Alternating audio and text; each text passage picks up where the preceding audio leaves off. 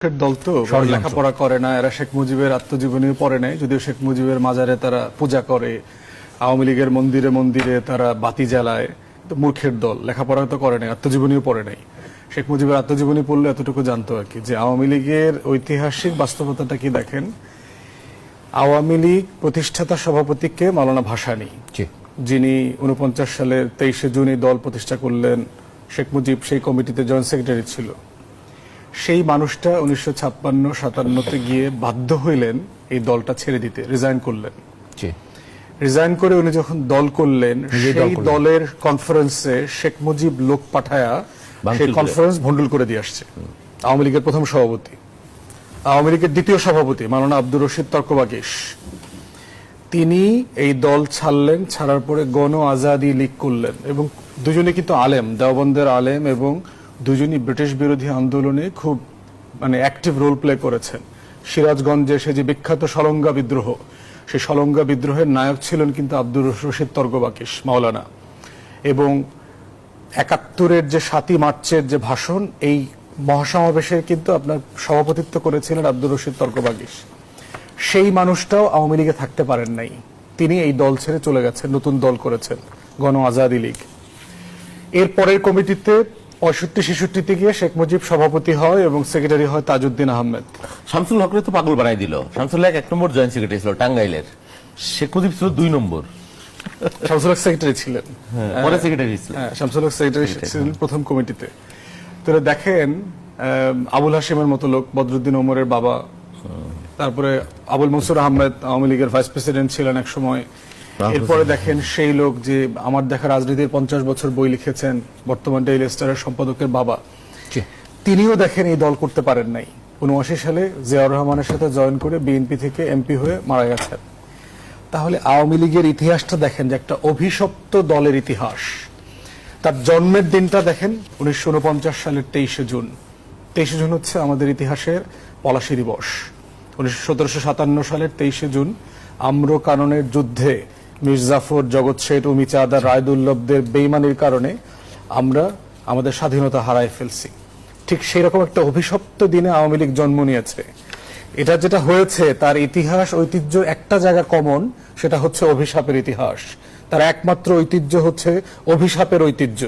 তার একমাত্র ইতিহাস এবং ঐতিহ্য হচ্ছে গাদ্দারি আর বেইমানির ঐতিহ্য। আপনি মির্জাফর আর জগৎ শেঠ, রায়দুল্লভদের যত ক্যারেক্টারিস্টিক্স আছে, এটা শেখ পরিবার এবং আওয়ামী লীগের গুন্ডা পান্ডা যারা আছে, এদের সবার মধ্যে আপনি বাইবেলের মতো খুঁজে পাবেন। এরপরে দেখেন যুদ্ধ। 69-এর গণ অভ্যুত্থানে কি আসলে আওয়ামী লীগ নেতৃত্ব দিয়েছে? না তো। কিন্তু আপনি পাঠ্যপুস্তক পড়েন, যে কোনো জায়গাতে পড়েন, ছাত্র সমাজ নেতৃত্ব দিয়েছে। ডাকসু, রাকসু, চাকসু যারা ছিল। ছাত্রলীগ আর ডাকসু এক জিনিস না, ছাত্র দল অথবা রাকসু এক জিনিস না। বাবুল ভাই ছাত্র নেতা ছিলেন, উনি এটা জানেন খুব ভালোভাবেই, যে ছাত্র সংসদের নির্বাচিত নেতা আর ছাত্র সংগঠনের নেতা এক জিনিস না, সমন্বিত নেতৃত্ব। 69-এর গণ অভ্যুত্থান আওয়ামী লীগ নেতৃত্ব দেয়নি। 70-এর নির্বাচনে দেখেন সবচেয়ে বড় রাজনৈতিক দল ছিল তখন নির্বাচিত হবার মতো মাওলানা ভাসানীর ন্যাপ, মুসলিম লীগ, নিজাম ইসলাম।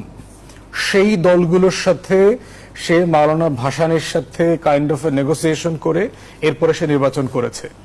25শে মার্চ দেখেন 71 সালে যখন ঢাকাতে ক্র্যাকডাউন হচ্ছে সারা দেশে, তাজউদ্দিন আহমেদ একটা রেকর্ডার নিয়ে, কাগজ কলম নিয়ে তার বাসায় গেছে।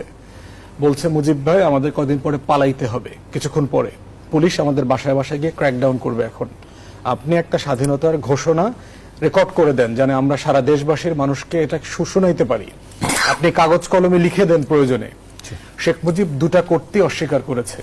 তাজউদ্দিনকে বলেছে যে ক্র্যাকডাউনের প্রতিবাদে আমি 27 তারিখ দেশব্যাপী হরতাল দিয়েছি, তুই বাসায় যা, নাকে তেল দিয়ে ঘুমা। এই হচ্ছে শেখ মুজিব, আওয়ামী লীগ 1971 সালের 25শে মার্চ।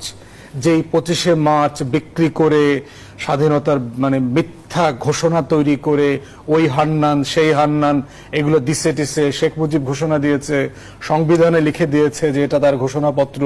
এই মিথ্যাচারের রাজনীতির নাম হচ্ছে আওয়ামী লীগের রাজনীতি। তার ফ্যাক্টস নাই, তার কোনো কন্ট্রিবিউশন নাই।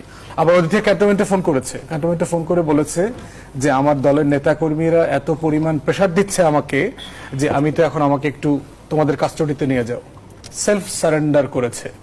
আত্মজীবনী সহ বিভিন্ন বইতে আসছে বেগম মুজিব অত্যন্ত নিরিবিলিতে তার ব্যাগ, জামা কাপড়, ওষুধ টষুধ, চশমা, বিড়ি, সিগারেট সব গুছাই দিচ্ছেন। একটা সেনাবাহিনীর গাড়ি আসছে, লোক আসছে, ওনার ব্যাগটা ওনাকে টেনে নিয়ে গার্ড অফ অনার দিয়ে ওনাকে গাড়িতে করে নিয়ে গেছেন। গ্রেফতার না। গ্রেফতারের কোনো ছবি আছে দেখেছি আমরা কোনোদিন? কোনো গ্রেফতারের ছবি দেখি নাই। পুরো 9 মাস শেখ পরিবারের প্রত্যেকটা সদস্য পাকিস্তানি সেনাবাহিনীর কাস্টাডিতে ছিল। 1,500 টাকা না 1,600 টাকা তাদের মাসে বেতন ছিল। প্রত্যেক মাসের বেতন শেখ পরিবারকে দিয়ে আসা হইত।